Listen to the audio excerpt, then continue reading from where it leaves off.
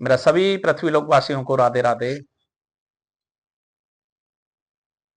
आज मैं बात करूंगा आत्महत्या करने जा रहे एक ऐसी शख्सियत की जो मिसाइल मैन के नाम से दुनिया में विख्यात हुए हैं। वो कोई और नहीं, डॉक्टर एपीजे अब्दुल कलाम साहब के बारे में।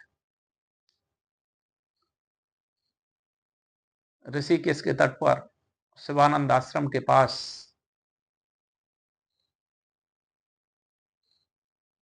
कलाम साहब आत्महत्या करने के लिए गंगा के तट पर टहल रहे थे। उनको शिवानंद आश्रम से आते हुए स्वामी जी ने देखा। शिवानंद स्वामी जी ने गंगा को प्रणाम करने के लिए जब वो आए तो उन्होंने देखा कि एक बच्चा गंगा मैया के किनारे जो है चक्कर काट रहा है और वापस जा रहा है, आ रहा है और जा रहा है। उन्होंने उनसे पूछा, उनके कंधे पे हाथ रखा कि बच्चा कौन हो आप? तो उन्होंने बताया, अपना परिचय दिया। परिचय देने के बाद में बोला कि मैं अपनी बहन के जेवर बेचकर एनडीए देहरादून में परीक्षा देने के लिए आया था, मैं और वहां फेल हो गया। मेरे पास में किराए के पैसे भी नहीं थे। मेरी बहन ने अपने जेवर बेचे हैं और जेवर बेचने के बाद में मैं अपनी बहन से बोल के आया था कि मेरा सिलेक्शन हो जाएगा और मैं आके आपके जेवर आपको दिलवा दूंगा। जब उनका सिलेक्शन नहीं होता है तो वो आत्महत्या करने के लिए मजबूर हो जाते हैं। शिवानंद जी अपने आश्रम में उनको लेके जाते हैं। आश्रम में ले जाने के बाद में रात को उनको भोजन कराते हैं और वो रात में वहीं रुकते हैं। शिवानंद जी बोलते हैं उनको कि आप सुबह जाओगे, जब मैं आपको किराया भी दूंगा और आप भोजन करके जाना। कलाम साहब ने पूछा, ये महान आत्मा है, मैं पूछता हूं कि मेरा एनडीए में सिलेक्शन क्यों नहीं हुआ है? तो शिवानंद जी कहते हैं कि आपका सिलेक्शन इसलिए नहीं हुआ है कि भगवान ने आपको एक महान कार्य के लिए आपको जन्म दिया है। अगर आपका इसमें सिलेक्शन नहीं हुआ तो आप एक कोई ना कोई महान कार्य करेंगे। आगे चलकर कलाम साहब हमारे देश के राष्ट्रपति भी बने हैं और मिसाइल मैन के नाम से विश्व में विख्यात हुए हैं। मैं आज की युवा पीढ़ी से कहना चाहता हूं, मैं काफी देखने में आता है कि परेशान होकर लोग आत्महत्या करते हैं।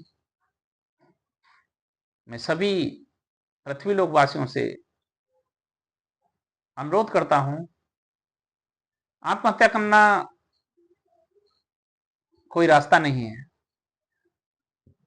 जिन माँ बाप ने आपको जन्म दिया है उनको अपेक्षा होती है। दुनिया में दो ही व्यक्ति ऐसे हैं जिनका शिष्य या तो गुरु अपने शिष्य से अगर कहीं ऊंचाई पर जाता है तो गुरु का सिर ऊपर होता है, या पिता अगर किसी का पुत्र का चयन अच्छी पोस्ट पर होता है या ऊंचाई छूता है तो उनके पिता का सिर गर्व से ऊंचा होता है। देखो, आत्महत्या नहीं करी एपीजे अब्दुल कलाम जी ने तो वो राष्ट्रपति बने हैं। अगर उसी दिन वो आत्महत्या कर लेते तो जीवन खत्म हो जाता। कितने लोग आत्महत्या करते हैं, कौन पूछने वाला होता है? मेरा सभी पृथ्वी लोक वासियों से अनुरोध है, आत्महत्या ना करें। आत्महत्या करना कोई समाधान नहीं है और जब तक आपकी आत्मा को भी मोक्ष नहीं मिलेगा, जब तक आपका समय नहीं होगा। अगर आप हो तो आप प्रयास कर सकते हो। उतार चढ़ाव आता है बाजार में, जरूरी नहीं है कि हम जिस काम के लिए गए हैं उसमें हमारा सिलेक्शन हो जाए। नहीं होता है, कोई बात नहीं है। आप प्रयास करते रहें और लक्ष्य अर्जुन की तरह देखें।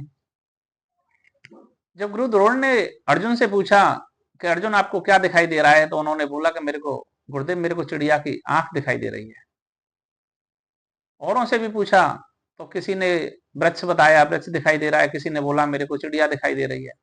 एक अर्जुन ही ऐसे थे जो लक्ष्य पे थे, उन्होंने बोला कि मेरे को चिड़िया की आंख नजर आ रही है, आंख ही दिखाई दे रही है। तो उन्होंने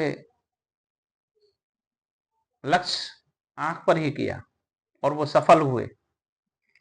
गुरु द्रोणाचार्य भी अपने पुत्र से भी ज्यादा अर्जुन को प्यार करते थे। तो मेरा सभी पृथ्वी लोक वासियों से पुनः अनुरोध है, कृपा करके आत्महत्या ना करें।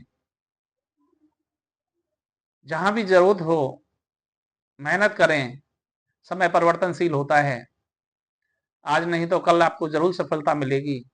अगर किसी छात्र छात्रा का अगर कहीं चयन नहीं होता है तो एपीजे अब्दुल कलाम के जीवन का एक बार पढ़ें, क्या हुआ जीवन में, और उसी पर वो काम करें। मेरा सभी सनातनियों को एक बार फिर राधे राधे।